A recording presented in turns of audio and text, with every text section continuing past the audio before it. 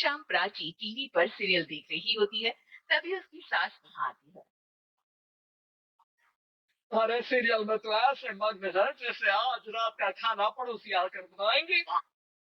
मुझे पता ही नहीं था आपने अपने बेटे की शादी पड़ोस में भी की हुई है। है मतलब? मतलब घर में सारा काम बहू ही करती है। आप तो सिर्फ रोटे मारती हैं। अच्छा जी, फिलहाल तो तुम आराम फरमा रही हो, चलो जाओ। ये मेरे टीवी देखने का समय है। आह, इसलिए मुझे भगाया जा रहा है। सॉरी। नहीं जाऊंगी। प्राची की इस बात पर दोनों सास बहू के बीच टीवी रिमोट के पीछे बस जैसे छीना झपटी शुरू हो जाती है, जिसके बीच श्लोक भी काम से घर वापस आ जाता है। आज मेरी चूहे बिल्ली की जोड़ी किस बात पर झगड़ रही है? तो तेरे बीवी मुझे टीवी नहीं देखने दे रही। अरे तुम्हारी मम्मी खाना बनाने की सोच रही है। अरे वाह, ऐसे बेतुके रीजन पर तो बच्चे भी झगड़ा नहीं करते। अरे मुझे कुछ मत बोल, सब इसने ही शुरू किया है। हाँ हाँ, जैसे आपको बहुत दूध की धुली है ना। अरे बस, दोनों चुप। प्राची जाओ, खाने की तैयारी करो। और बातों छोड़ो, क्या बोलो, शांति से अपना सीरियल देखो। मुझे दोबारा लड़ने की आवाज सुनाई नहीं देनी चाहिए। ऐसा बोलकर श्लोक वहां से चला जाता है, जिसके पीछे पीछे प्राची भी कुछ न कुछ बड़बड़ाते हुए रसोई में चली जाती है। हाँ हाँ, सासू जी को तो कुछ बोलेंगे ही नहीं। बस मुझ पर ही हुक्म चलता है, खाना बनाओ, जैसे मैं इनके घर में खाना बनाने के लिए आई हूँ। उसी तरह शाम बीतती है और रात को श्लोक और प्राची की सास खाना खाकर सोने चले जाते हैं। लेकिन प्राची गुस्से में कुछ खाए बिना काम में ही लगी रहती है। इस घर में किसी को घंटा नहीं पड़ता। खाओ, खाओ। प्राची कुछ देर के लिए रसोई से बाहर जाती है और जैसे ही वापस आती है तो वहां दूध का भरा ग्लास देखकर हैरान रह जाती है। चिट्ठी पूरी है, खाना नहीं है। प्राची दूध पीकर सोने चली जाती है और अगली सुबह एक बार फिर सास बहू का कार्टून नेटवर्क स्टार्ट हो जाता है। ये तुमने ही किया है। अजीब होती है, बोलती हूँ कुछ नहीं किया। दोनों ने मिलकर पूरे घर को पागल खाना बनाया हुआ है। यहाँ कोई नॉर्मल इंसान तो रह ही नहीं सकता। इसीलिए अब पड़ोसी क्या रिश्तेदार भी घर आने से कतराते हैं। बेटे, चंगा तेरी माँ भी चंगी, बीवी भी चंगी, रिश्तेदार। हाँ जी, आपको नहीं पता क्या, गंगाधर ही शक्तिमान है, रिश्तेदार ही। हाँ हाँ, अब बस समझ गया।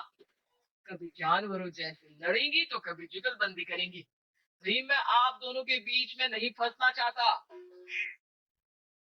सास बहू की इस मन मौजी जोड़ी से परेशान होकर श्लोक अपना सिर खुजलाता वहां से चला जाता है। चलो, मैं भी कीर्तन में जा रही हूँ। इस पर जैसे ही सास कमरे में अपना पर्स लेने जाती है तो वहां नाश्ते की प्लेट रखी देख मुस्कुराने लगती है और नाश्ता करके घर से बाहर निकलते हुए कुछ पैसे टेबल पर रख जाती है, जिसके कुछ देर बाद सिलेंडर वाला घर आता है। ओ मोरी मैया, मैं सिलेंडर के बारे में भूल ही गई थी। घर खर्च के सारे पैसे भी मम्मी के पास है और श्लोक से बोली तो उल्टा चांद बात सुनाएंगे। प्राची ये सोच ही रही होती है कि अचानक उसका चेहरा चमक उठता है और वो घर में आकर इधर उधर देखने लगती है। तभी उसकी नजर टेबल पर रखे पैसों पर पड़ती है, जिन्हें वो सिलेंडर वाले को दे देती है। ये सब श्लोक देख लेता है। अच्छा बेटे, तो ना बड़ा घोटाला। सबके सामने मैं तेरी दुश्मन और पीठ पीछे तेरी मेरी यारी। इस पर